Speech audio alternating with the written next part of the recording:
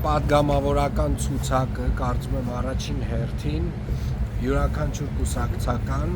ներգրավում է առաջին հերթին իր թիմին աջակցությունը ցույց տալու համար եւ կարծում եմ շատ-շատեր այս ցուցակում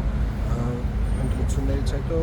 չեն հավակնում լինել կամ մնալ պատգամավոր, բայց սա շատ խոսուն փաստ է այն մասին, որ թիմը շատ միասնական է եւ տրամադրված է հաղթելու այս 21 թվին միասնական չէր, պարոն Ավինյան, որ մասնավորապես դուք չմիացաք ցուցակին։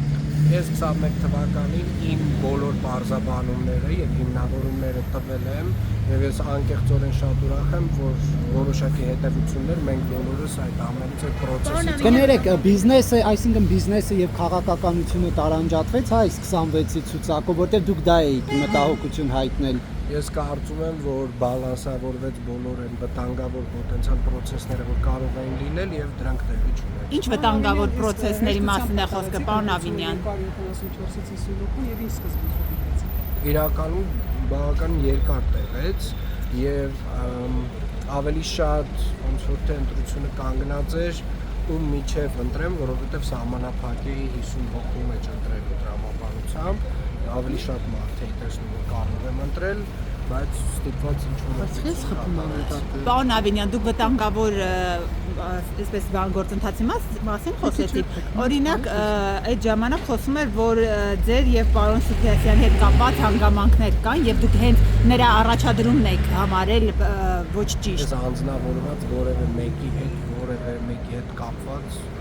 անձնական լավանավան որևէ հարց երբևէ չեմ Դուք ինչ վտանգի մասին եք ասում, պարոն Ավինյան։ Հա Ինչ վտանգի մասին եք ուրեմն ասում։ Ասում եք 21-ին վտանգ կա։ Այն վտանգներն են, որոնք որ շատ երկրներում տեղի են ունենում, երբ որ շատ խոշոր կապիտալը ստանում է շատ մեծ ծավալ իշխանություն։ Պարոն Ավինյան, եւ փողոցների խնդրի մասին դեռ 2025 թվականին օրինակ պետք է Արինբերդի փողոցը վերանորոգվեր եւ մյուս այլ փողոցներ եւ մարդիկ, որպեսզի փոսերը չմնան, տեսել եք ձեր նկարներն են փակցնում, որ զգուշանում։ Այսօր ժամը 11-ին ամբողջ քաղաքով մեկ սկսելու ենք կտրման աշխատանքներ ասֆալտի բոլոր այն հատվածներում, որտեղ ունենք խորը փոսեր, դրան զուգահեռ վարչական շրջանների ղեկավարները շատ խորը եւ վտանգավոր փոսերում իրականացնելու են որոշակի տեսակի նյութ են լցնելու այդ փոսերը եւ արդեն վաղը չէ մյուս օրվանից, երբ որ եղանակը արդեն վերջնական թույլ կտա, որովհետեւ վաղը ամենայն հավանականությամբ չեն կարողանալու անել, ելի ամբողջ քաղաքով իրականացվելու է ասֆալտապատման աշխատանք։ Եվ սա կներեք թեմայի հետ կապված 25 թվականին ինչու Արինբերդի փողոցը չվերանորոգվեց, որտեղ ասել էի քաղաքապետարանն ասել էր վերանորոգվելու է։ Որովհետև մենք ունեցանք ձգձգումներ նախագծող ընկերության հետ կապված, նախագծման աշխատանք։ Պարոն Ավինյան, գործակարգավարական նիստի ժամանակ դուք ասացիք, որ աննախադեպ քանակի աղ էր լցվել եւ նաեւ դրանով էր պայմանավորված այս փոսերը, որոնք քաղաքում եղել են, բայց ՏԿ նախարարը այլ բան է ասում, որ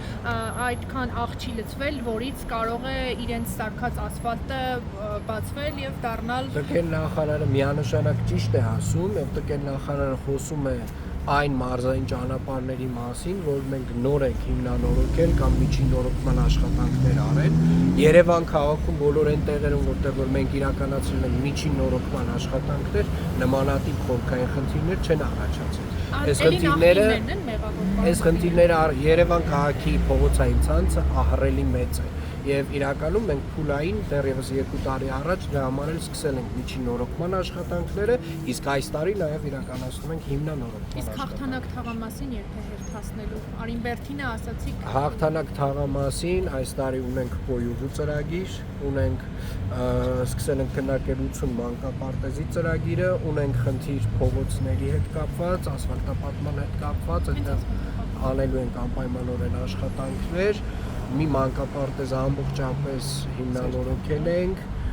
եւ ոչ միայն դա, այնտեղ շատ այլ աշխատանքներ են։ Աշխատանքների ակտիվացումը նախընտրական շրջանով է պայմանավորված, պարոն Ավինյան։ Երբևէ դա նախընտրել համենայն դեպս Երևանի քաղաքապետարանը, եթե դուք կարող եք ամեն տարվա մեր աշխատանքների ծավալը նայել, մեր աշխատանքների ծավալը